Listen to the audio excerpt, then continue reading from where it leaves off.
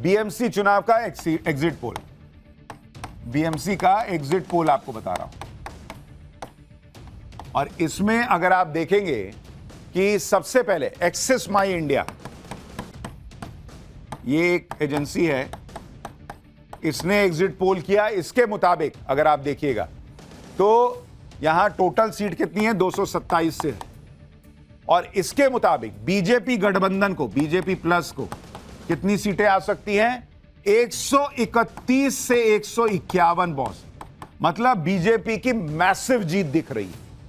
जबकि ठाकरे बंधु जो हैं, ठाकरे प्लस, उनकी नैया डूब रही है। वो 58 से 68 सीट पर, 58 से 68 सीट पर सिमट सकते हैं। और कांग्रेस जो है वो 12 से 16, मतलब अभी भी वहां पे कुछ कांग्रेस का भी नहीं हो रहा, अन्य को 6 से 12। एग्जिट पोल के ऐसे रिजल्ट का मतलब यह है कि मुंबई में ठाकरे परिवार की राजनीति का पैकअप हो चुका है। उद्धव ठाकरे और राज ठाकरे का एक साथ आना भी बेकार चला गया है। और मुंबई में मोदी और फडणवीस की जोड़ी पर लोगों ने भरोसा जता दिया है। यानी अब वहां ट्रिपल इंजन की सरकार चलेगी एक तरीके से। क्योंकि आप देखिए वहां पर भाई महाराष्ट्र में सरकार, केंद्र में सरकार, और अब बीएमसी में भी अगर मेयर हो जाएगा बीजेपी का या बीजेपी गठबंधन का, तो भाई पूरा इनका पैकअप हो गया ना। और अगर आप वोट शेयर का अनुमान देखिएगा, वोट शेयर को लेकर क्या कहा गया है, वोट परसेंटेज को लेकर, वोट परसेंटेज कहता है कि बीजेपी को 42% वोट शेयर मिल सकता है, ठाकरे बंधुओं को 32% मिल सकता है दोनों भाई मिलाकर, और कांग्रेस को मात्र 13% वोट मिल सकता है। एक बड़ा फैक्टर ओवैसी का भी हो सकता है, क्योंकि महाराष्ट्र के मुसलमानों में ओवैसी को लेकर एक नया क्रेज भी दिख रहा है। वो रिजल्ट आएगा तब पता चलेगा कि ओवैसी का क्या हिसाब किताब है। लेकिन सारे एग्जिट पोल लगभग बीजेपी गठबंधन की, महायुति की मैसिव जीत दिखा रहे हैं। और अगर ये रिजल्ट में कन्वर्ट हो गया, कल ही रिजल्ट आना भाई, वो भी आपको दिखा दूंगा कल पाठशाला में। लेकिन अगर ये ऐसा ही रहा तो सीधा हिसाब है कि भाई ठाकरे बंधु गए। दूसरा ये भी कि भाई बीजेपी को कैसे पता कि उनका वोटर ही है जिसको आप बोलेंगे कि एक काम करो तुम मिटाओ, तुम जाके दे दो। लेकिन स्याही मिटने के आरोप ने मुंबई में हंगामा जरूर खड़ा कर दिया। उद्धव ठाकरे से लेकर राज ठाकरे तक सब एक्टिव हो गए। फौरन अपने अपने कार्यकर्ताओं से मतदान पर नजर रखने के लिए कह दिया। उद्धव ठाकरे ने कहा कि स्याही लगाएं, बाहर जाएं, स्याही पहुंचकर फिर से वोट देने आ जाए। मतलब खुद ही कह रहे हैं कि स्याही मिटाओ और फिर वोट दे दो। यह दिखाता है कि सरकार सत्ता के लिए कुछ भी कर सकती है। मतलब वो ये कह रहे हैं कि ऐसा हो रहा है। ऐसे तरीकों से कोई सत्ता में आता है तो हम इसे चुनाव नहीं कहते। सभी कार्यकर्ताओं से अपील है कि वो इन सभी बातों को लेकर सतर्क रहें। मतलब उन्होंने अपने लोगों से नहीं कहा, उन्होंने कहा कि ये हो रहा है और इसको हम ठीक नहीं मान रहे। मतलब इस तरह की बातें उन्होंने की। तो इसी को कहा बीजेपी और बाकी लोग करने लगे कि इसका मतलब ये हार मान ली है। उद्धव ठाकरे ने यह भी कहा कि मतदान के लिए पुरानी मशीनें मंगाई गई थी जिससे गड़बड़ी की जा सके। सुनिए एक बार उनको। बहुत सारे जगह ऐसे कि वहां से शिकायतें आ रही है। कुछ लोगों का नाम ही गायब है, कुछ लोगों का कहाँ मतदान करना है वो किसी को पता नहीं, ना ही कोई बता रहा है। साथ ही साथ पहली बार अनुभव हो रहा है कि इंक जो लगाई जा रही है वो भी आप क्लीन कर सकते हो।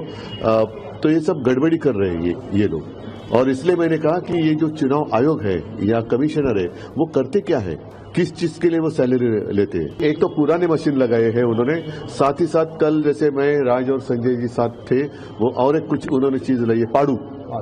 तो ये सब मतलब इतनी हवस है इन लोगों में सत्ता प्राप्त करने के लिए। पुरानी मशीन लगाई, ये आपको कैसे पता कि हर जगह पुरानी लगी है? पलट पलट के उसका मैन्युफैक्चरिंग देख रहे हैं। अब पुरानी हो नहीं उससे क्या फर्क पड़ता है, वोट ठीक पड़ना चाहिए और सबको चेक करा के वोटिंग शुरू होती है। वोटिंग के बाद स्याही मिटाने के आरोप पर चुनाव आयोग ने क्या कहा वो भी आपको बताऊंगा। पहले बताते हैं कि उद्धव ठाकरे के आरोपों पर देवेंद्र फडणवीस ने क्या जवाब दिया। सीएम फडणवीस ने अपनी हाथ पर लगी काली स्याही को मिटाने की कोशिश की, लेकिन वो नहीं मिटी। सीएम फडणवीस ने कहा कि चुनाव आयोग पर आरोप लगाना ठीक नहीं है। वहीं डिप्टी सीएम एकनाथ शिंदे ने कहा कि उद्धव एंड पार्टी को पता है कि वो हार रहे हैं, इसलिए वो बहाना खोज रहे हैं। सुनिए एक बार। कि अभी मैंने ये मार्कर मेरे को लगाया हुआ है, अब इसको मिटा के दिखाइए। देखिए कहीं मिट रहा है, देखिए आपके सामने कर रहा हूँ, कहीं मिट रहा है। ऐसा है कि हो सकता है कि किसी का इसके ऊपर ऑब्जेक्शन हो, इलेक्शन कमीशन ने देखना चाहिए और कुछ इस्तेमाल करना है तो करना चाहिए। मैं तो बोलता ऑयल पेंट करना है तो ऑयल पेंट करिए, चुनाव निष्पक्ष होने चाहिए। लेकिन हर चीज़ पर इस प्रकार से इशू तैयार करके मानो हमारे जो लोकतांत्रिक संस्थाएं हैं उन संस्थाओं के ऊपर एक प्रकार से प्रश्न चिन्ह। अभी मैंने चुनाव आयोग से भी बात की, वो बोले 2012 से यही इनको हम इस्तेमाल कर रहे हैं। तो विपक्ष को पता है कि वो पराजित हो सकते हैं, इसलिए पहले से ये जो कारण है वो ढूंढ रहे हैं। स्याही मिटने की खबरों पर राज्य चुनाव आयोग ने भी संज्ञान लिया।